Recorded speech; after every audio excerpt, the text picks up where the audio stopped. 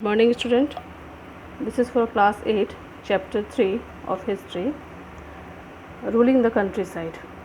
The company becomes Diwan. The Mughal Emperor Shah Alam in 1765 was appointed by the British East India Company as the Diwan of Bengal. Mughal empire जो शाह आलम था वो 1765 ईस्वी में British east India Company का Diwan of Bengal select हुआ. The event which happened in Roberts Clive state was witnessed by some Englishman and Indians. ये event किसके सामने हुआ? रॉबर्ट क्लाइव्स के सामने हुआ, जो उसमें से कुछ लोग इंग्लिशमैन भी थे और इंडियंस थे. Diwani made the company the chief financial administrator of the territory where it ruled. Diwani made company को एक चीफ फाइनेंशियल एडमिनिस्ट्रेटर बना जहाँ पे ये रूल था. It even had to administrate the land and organise its revenue administration to meet the growing expense of the company. As traders the company had to ensure product it needed to buy and sell. They had to recognize the revenue resources and clarify the rights of the people living there and produce the crop which the company required. उसके बाद क्या हुआ कि यहाँ पे जो है जितने भी लैंड थे उस सब का रेवेन्यू एडमिनिस्ट्रेशन बनाया गया और उस पर कोशिश किया गया कि कौन सा प्रोडक्ट को बेचना है और ख़रीदना है. अब है how did the company gets its revenue. The company required a large revenue income but did not set up a regular system of assessment and collection. Company को एक बहुत बड़ा रेवेन्यू इनकम चाहिए था पर उसके पास रेगुलर सिस्टम नहीं था असेसमेंट का और कलेक्शन का. Efforts were made to increase the revenue as much as possible to buy fine cotton and silk cloth at cheap rates. बहुत सारे एफर्ट्स कोशिश किए गए कि इंक्रीज हो जाए रेवेन्यू ताकि वो जो है अच्छा सिल्क और अच्छा कॉटन खरीद सके सस्ते दामों पे, पर ऐसा नहीं हो पा रहा था. The value of goods bought by the company doubled in 5 years. उस प्रोडक्ट का जो है गुड्स का जो है कंपनी 5 सालों में दुगना करना चाहती थी उसका value. The company no longer needed gold and silver. Company को सोने और चांदी की ज़रूरत नहीं थी किसी भी तरीक़ा से. It could now finance the purchase of goods for export.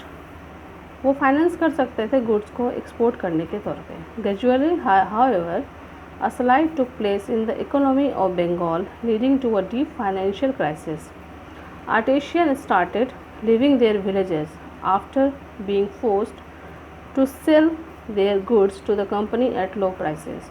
Peasants were unable to pay high revenue asked by the company. Both agriculture and artisanal work showed sign of decline. In 1770, a terrible famine killed 10 million people in Bengal.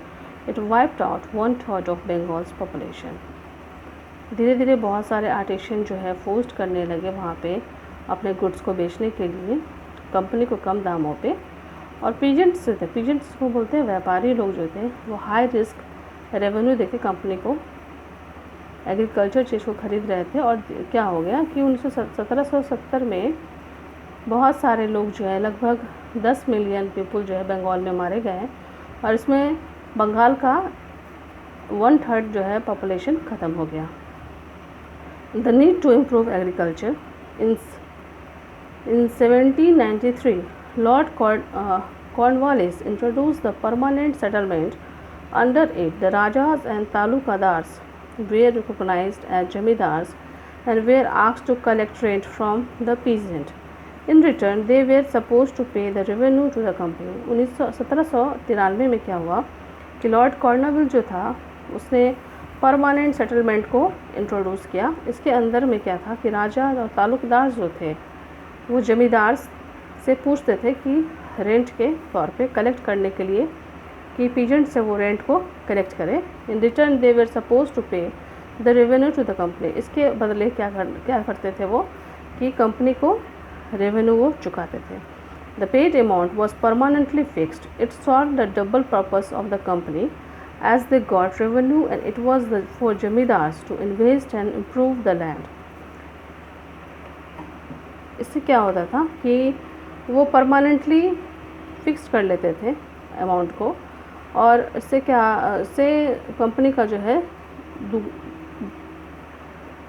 इससे company को दो तरीक़ा से फ़ायदा हो जाता था.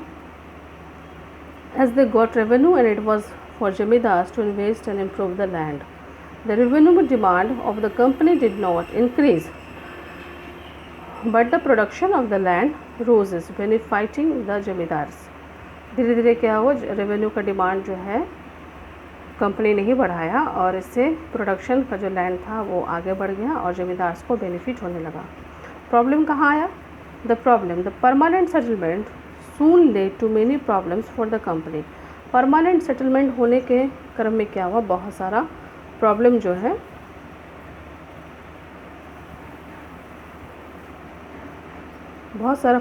है क्रिएट हो गया. फर्स्ट प्रॉब्लम क्या था कि the revenue fixed earlier was so high that the zamindars could not पे इट. सबसे पहले तो इसका जो इतना हाई रेट था कि जमींदार जो है इसको पे नहीं कर पाता था, और लैंड जो है हेरिडेटरी नहीं था, और इससे क्या होता था कि लैंड के कंडीशन को भी ये इम्प्रूव नहीं कर पाते थे. सेकेंड प्रॉब्लम क्या हुआ, but by the beginning of the 19th century the prices in the market rose, leading to the expansion of cultivation. It led to an increase in the income of the zamindars but no gain for the company. 19वीं शताब्दी में क्या हुआ कि market का जब high range हो गया तो कल्टीवेशन भी एक्सपेंशन हो गया और ये इंक्रीज़ कर गया इनकम में, जमींदार के इनकम में, और उसको कोई गेन नहीं हो पाया, कंपनी को गेन नहीं हो पाया. In the village the cultivators were unhappy because of his oppressive system. The rent to be given to zamindars was too high and their hold on the land was not permanent. For paying rent to the zamindars, the peasants had to take a loan from the moneylenders. If they failed to pay the rent, they had to forgo the land which they had cultivated for generation. उसके बाद क्या हुआ कि villagers cultivators जो थे बहुत ही अनाखुश थे oppressive system की वजह से, और जो वो ज़मींदार को रेंट देते थे बहुत ज़्यादा हाई होता था. उसके चलते वो क्या करते थे कि पीजेंट से लोन लेते थे या फिर मनी लेंडर से लोन लेते थे. अगर वो लोन को नहीं चुका पाते थे तो ज़मींदार क्या करता था कि जो वो ज़मीन खेती के लिए रखते थे, जो अपने आने वाले जनरेशन के लिए रखते थे, वो क्या करते थे, उसको ले लेते थे.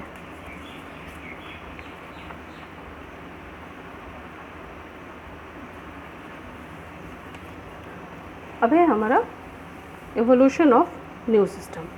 इन 1882 the Mahalwari system was introduced in the north western province of central India and Punjab. Collectors went from village to village to inspect the land and measure the field. They roughly estimate revenue of each plot within a village was added up to calculate the revenue that each village mahal had to pay. This calculation was to be revised periodically and was not fixed permanently. The task of revenue collection and payment to the company was entrusted to the village headman rather than the जमींदार. This system was called the महालावारी system.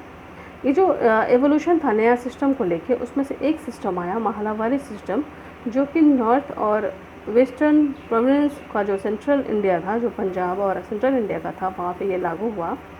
इसमें क्या था कि collectors जो है जाके villagers के land को इंस्पेक्ट करते थे और वहाँ पे मेज़र करते थे फील्ड को. वो क्या करते थे कि वो रफली उसको प्लॉट को जो है ग्रामीण से जोड़ के, विलेजर्स में गांव वालों को जोड़ के उसका रेवेन्यू इकट्ठा करते थे. और इकट्ठा करने के बाद क्या होता था कि गांव वाले को उसको जो है पे करना होता था. ये जो है एक पीरियड के साथ ही इसको देने का सिस्टम चालू हुआ, पर ये फिक्स्ड नहीं था permanently. The task of revenue collection and payment to the company was interested to the village headman.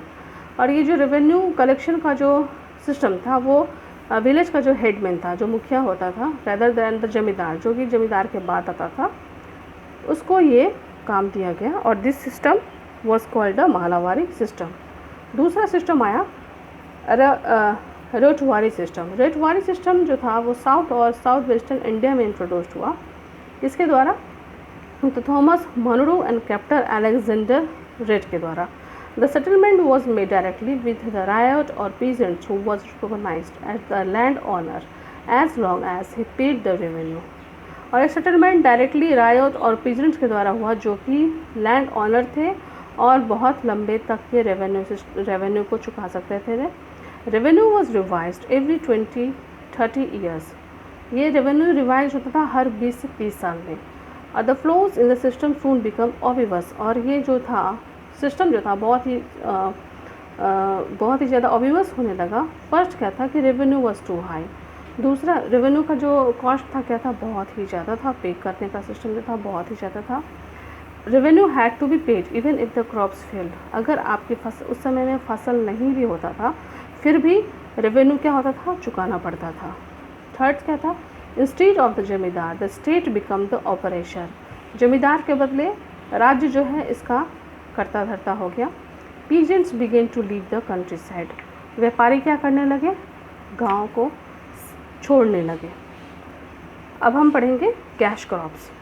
Cash crops.